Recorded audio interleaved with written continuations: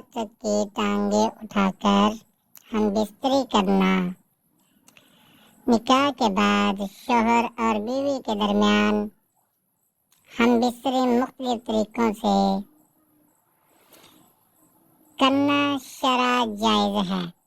عورت کی ٹانگیں اٹھا کر تعلق قائم کرنا بھی حلال ہے جب تک عمل قدرتی راستے سے ہو۔ اسلام میں ممانعت صرف غیر فطری طریقے پر ہے، نہ کہ انداز یا پوزیشن پر۔ اہم یہ ہے کہ دونوں کی رضا، حیا اور باہمی احترام قائم رہے۔ یہ تعلق محبت بڑھانے اور ازدواجی سکون کا ذریعہ ہے۔ اللہ رب العزت ہمیں صحیح طریقوں سے مباشرت کرنے کی توفیق دے۔